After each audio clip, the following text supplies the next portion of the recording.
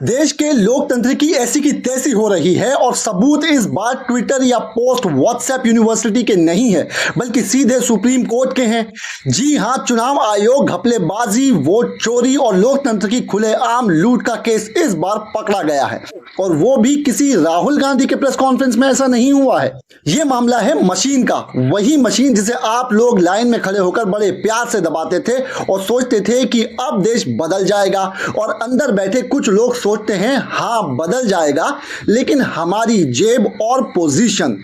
Supreme court में recounting हुई और जैसे ही गिनती दोबारा शुरू हुई, रिजल्ट ऐसे पलटे जैसे पुरानी फिल्मों में हीरो के आने पर विलेन का चेहरा पलट जाता है। जो जीता था वो हार गया और जो हारा था वो जीत गया। और मजे की बात यह है, ये कमाल उन्हीं जज साहब के कमरे में हुआ जो अगला चीफ जस्टिस बनने वाले हैं और वही साहब एसआईआर केस भी सुन रहे हैं। पहली बार हिंदुस्तान के इतिहास में सुप्रीम कोर्ट के अंदर ऐसी चीज सबूतों के साथ पकड़ी गई है। अब जरा सोचिए, देश के बड़े बड़े एंकर जो आमतौर पर देश खतरे में है कहकर डिबेट में चीखते हैं, वो इस पर चुप हैं। शायद स्क्रिप्ट नहीं मिली होगी, लेकिन जरा ठहरिए, ये तो ट्रेलर है। दूसरी तरफ 2000 के नोट में नैनो चिप ढूंढने वाला वैज्ञानिक फिर एक बड़े पंगे में फंसा हुआ दिखाई दे रहा है और राजनीति के गलियारों में फुसफुसाहट है कि कहीं मोदी जी एक पुरानी बैसाखी को फिर से पॉलिश करके इस्तेमाल करने की तो नहीं सोच रहे हैं। उधर राहुल गांधी भी 70 लोकसभा सीटों पर वोट चोरी का मसालेदार खुलासा करने वाले हैं। वाराणसी में तो बोनस पैक मिल गया है, जनता को एक नहीं सीधे 2 सांसद मिले हैं। इस बीच राहुल गांधी का मूवमेंट देखकर लग रहा है कि मोदी जी के लिए ब्रेक लगाना मुश्किल होगा। आखिर राहुल ने वो मुद्दा पकड़ लिया है जो मौजूदा सत्ता के वर्तमान और भविष्य दोनों को हिला सकता है। 2014 याद है ना, जब कांग्रेस को सत्ता से बाहर करने के लिए पूरा आरएसएस, बीजेपी और इंडस्ट्रियल फ्रंट एक्टिव था। 11 साल से नागपुर वाला कंट्रोल रिमोट ऑपरेट कर रहा था, लेकिन भारत छोड़ो यात्रा के बाद राहुल गांधी ने यह दिखा दिया कि सिस्टम चाहे जितना कड़ा हो, हिलाया जा सकता है। शायद यही वजह है कि गोदी मीडिया अब 2024 की 70 सीटों की खबरें दिखाने लगा है। थोड़ा मन मार के ही सही, मगर दिखा रहा है। कर्नाटक की महादेवपुरा विधानसभा सीट से शुरू हुई कहानी अब पूरे देश में तूफान मचा चुकी है। आंकड़ा तो सिर्फ एक सीट का आया है, मगर उसके असर से दिल्ली तक हलचल मच गई है। सोचिए, अगर 70 सीटों का डेटा एक साथ सामने आ गया तो महामानव का चेहरा देखने लायक होगा। इतना लाल कि टमाटर मार्केट में डिस्काउंट पर बिक जाए। बेंगलुरु सेंट्रल लोकसभा क्षेत्र की यह सीट वैसे तो छोटे से इलाके का हिस्सा है, मगर इसके खुलासे ने जैसे हिंदुस्तान के सियासी पिच पर हेलीकॉप्टर शॉट मार दिया हो। बनारस में तो पहले ही गली गली चर्चा हो रही है कि मोदी जी वोट चोरी करके सांसद बने हैं। सपाहियों ने तो अजय राय को माइक्रोफोन के बिना सांसद घोषित कर दिया है और जो लोग बनारस के मिजाज को जानते हैं उन्हें मालूम है कि पूर्वांचल वाले अहंकार बर्दाश्त नहीं करते हैं और चोरी भी वो जिसमें कटाई भी साफ दिखाई दे। 2014 और 2019 में जनता ने 2 बार धोखा खा लिया, लेकिन इस बार 5 राउंड में मोदी को पछाड़ने के बाद भी जीत की घोषणा होने पर लोगों के कान खड़े हो गए हैं। सोशल मीडिया पर राहुल गांधी की वीडियो ऐसे घूम रहे हैं जैसे 2014 में अन्ना आंदोलन का वीडियो वायरल घूमता हो। फर्क बस इतना है कि तब भाजपा वाले बदलाव के सपने देख रहे थे और अब वो खुद बुरे सपने से उठकर पसीना पोंछ रहे हैं। उस वक्त एक 70 साल का रिटायर्ड ट्रक ड्राइवर अपने आप को गांधी समझ रहा था। राहुल गांधी जो कि ना तो ट्रक चला रहे हैं और ना ही चाय बेच रहे हैं, लेकिन भाजपा की नींद जरूर उड़ा रहे हैं। टीवी 9 के कुमार विक्रांत का दावा है कि राहुल गांधी 7 से 8 चरणों में वोटर लिस्ट फर्जीवाड़े का ऐसा पर्दाफाश करेंगे कि पर्दा भी शर्म से जमीन में गड़ जाएगा। इंडिया टुडे ने तो साफ कर दिया है कि राहुल के पास 70 सीटों का डेटा है। अब लोग कह रहे हैं कि राहुल गांधी की जान को खतरा है, मगर साहब ने कोर्ट में जाकर खुद ही कह दिया, नहीं, मुझे सुरक्षा नहीं चाहिए। अब जरा सोचिए कि एक तरफ तो राहुल गांधी हैं जो वकील की अर्जी वापस करवा देते हैं और दूसरी तरफ महामानव हैं जो पंजाब में किसानों को देखकर गाड़ी घुमा लेते हैं और कहते हैं अपने सीएम को धन्यवाद कहना कि मैं जिंदा भटिंडा एयरपोर्ट से लौट आया हूं। खुलासे तो बड़े धमाकेदार हैं और खतरा भी असली है, क्योंकि जिनके खिलाफ ये मामले उठ रहे हैं उनके लिए अब ये करो या मरो की लड़ाई है। कोई गारंटी नहीं है कि वो बचने के लिए किस हद तक जाएंगे। वैसे भी किसने सोचा था कि 400 पार का नारा देने वाले 240 पर ब्रेक लगा देंगे, और किसने सोचा था कि नरेंद्र मोदी को तीसरी बार पीएम बनने के लिए बैसाखियों का सहारा लेना पड़ेगा। अब तो हाल यह है कि बीजेपी मीटिंग में अगली बार ईवीएम की बैटरी चेक करना भी एजेंडा बन गया है। आंध्र प्रदेश के सियासी अखाड़े में एक नया तमाशा शुरू हो गया है, और इसे शुरू करने का श्रेय जाता है जगन मोहन रेड्डी को, जिन्होंने प्रेस कॉन्फ्रेंस में दावा ठोक दिया है कि राहुल गांधी चंद्रबाबू नायडू के संपर्क में हैं। वजह क्या है? नायडू के एक पुराने साथी रेवंत रेड्डी, जो आजकल तेलंगाना में कांग्रेस के मुख्यमंत्री हैं और जिनका राजनीतिक सफर किसी 3 स्टार होटल के बुफे जैसा है।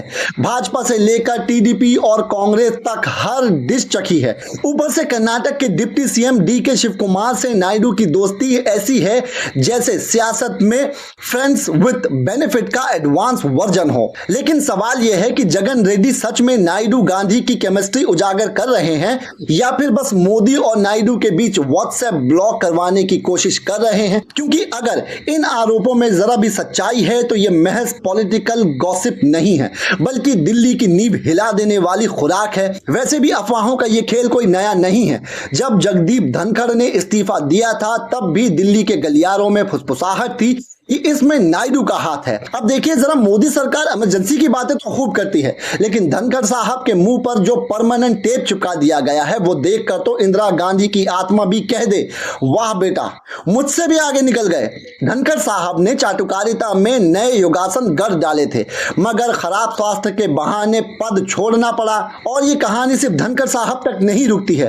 पूर्व मुख्य चुनाव आयुक्त राजीव कुमार के बारे में भी अफवाह फैली है कि साहब माल्टा भाग गए हैं। डर इतना है कि खुद कुमार कैमरे के सामने आकर नहीं कह पा रहे हैं कि मैं जिंदा हूं और यही हूं।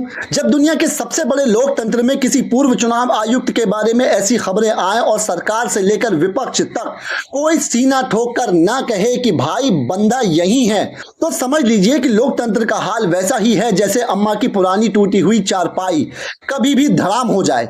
पीटीआई जैसे बड़े संस्थान भी अब सूत्रों के हवाले से कहानियां सुनाते हैं, और ये सूत्र कौन है?